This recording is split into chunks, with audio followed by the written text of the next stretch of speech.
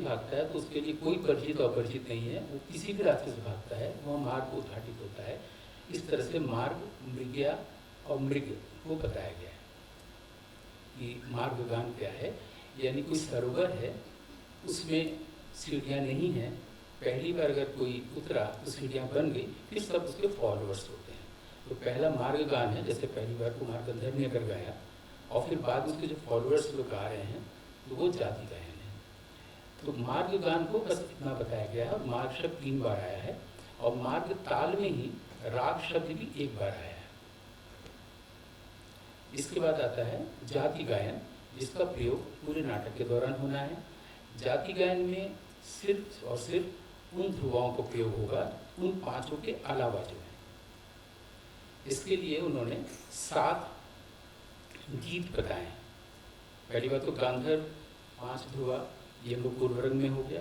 अब गान, क्योंकि यहाँ पर गीत आता है, गीत ही आता है, गीतक आता है, गान आता है, बहुत सारे शब्द आते हैं, तो इतना कन्फ्यूजन हो जाता है। कोई कन्फ्यूजन की जरूरत नहीं है, क्योंकि इतना साइंटिफिक ढंग से उन्होंने एक एक शब्द को डिफाइन किया है।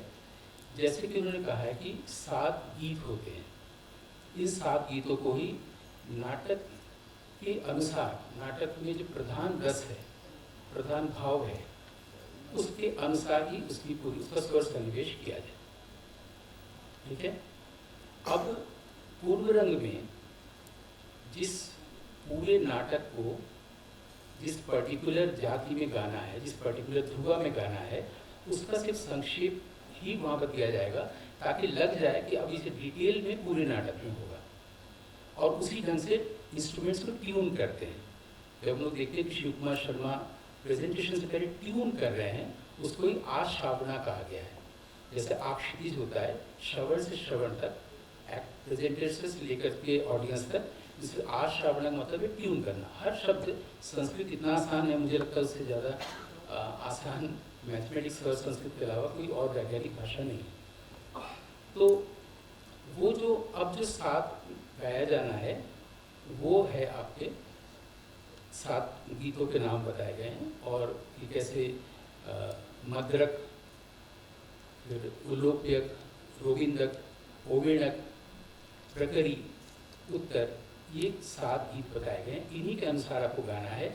अगर आपने उत्तर चुना है तो आपको उत्तर का संक्षेप वहाँ देना पड़ेगा। आज की भाषा में अगर आपने कोई एक राग चुना है जिसका यूज़ आपको पूरा प्ले में करना है, उसका थोड़ा सा 2 स्वर या 3 स्वर में उसका स्वर सन्निवेश आपको पूर्व रंग में करना है। ठीक है। कोई भी, जैसे मान लीजिए कि हम लोग विद्यार्थियों से कई बार पूछा जाता है राग पहचानो, और अगर हम उसमें कोई 2-3 स्वर लेते हैं, 2 स्वर सा सा ध, ये अगर हम करते हैं तो कोई बात नहीं, ये है कोई बात नहीं है।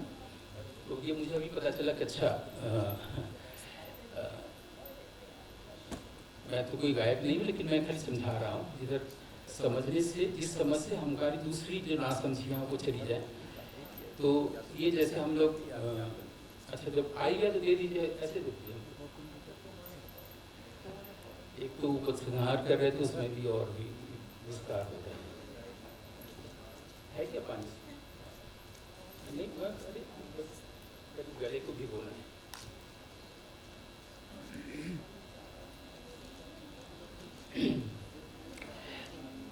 सा सा ध, ये जो धैवत आया, ये मध्य के साथ से हम मंदिर के धैवत करते हैं। अब धैवत की जो भूमिका है, ये सिर्फ किसी राग में है। ये धैवत की भूमिका किसी भी राग में नहीं हो सकती है। हमारे यहाँ इसको आज की भाषा में, बनारसी भाषा में राजा स्वर कहते हैं, जो हमारे यहाँ वादी स्वर कहा गया या अंश स्वर कहा गया। अब ये 2 स्वर हैं, ये इसको वो मैंने छोटा सन्निवेश कहते हैं। बाकी जो विद्यार्थियों से जब समझ में नहीं आता बताओ कौन सा राग है, तो और भी चीज़ें बताते हैं। और ये हम लोग सा के बाद जो सा ध कर रहे हैं, इसमें जो सा कर रहे हैं, कर्ण है, और ये जो हम लोग ये आंदोलन है, आपकी भाषा में बच्चे जानते हैं। कर्ण और आंदोलन के लिए भी शब्दावली दी हुई है वहाँ पर। और फिर अगर हम ध के बाद नी प म प ध नी सा नी सा रे ध, अब ऋषभ पर जो हल्का सा लगा है इसके लिए भी शब्द दिया हुआ है। अब वहाँ की भाषा क्या है, ह्रस्व, दीर्घ, प्लुत, अल्प, सारे शब्द दिए हुए हैं कि आप ऋषभ का अगर दरबारी में प्रयोग कर रहे हैं तो वहाँ पर अल्प लगेगा ऋषभ, मुल्तानी में अगर ऋषभ का प्रयोग कर रहे हैं तो अल्प लगेगा, वहाँ पर लिखा हुआ है। लेकिन तब मुल्तानी नहीं था, दरबारी नहीं था, तब जाति गायन और ध्रुवा गायन था, जो हमने 7 गीत बताए। तो अगर आपने आज दरबारी लिया है और वहाँ पर अगर आपने उत्थापिनी ध्रुवा लिया है या मद्रक लिया है, तो मद्रक को गाने के लिए आप पहले जो आलाप करेंगे वो स्वर आलापी राग में करेंगे, जो कि आज का है तो राग आलापी, तो पहले राग आलापी शब्द नहीं था। ऐसे ही हमारे यहाँ जो ये पद गायन है, ये लय और ताल नहीं होता है, ताल ही लय है, स्वर पद लय 3 ही चीज़ें होती हैं।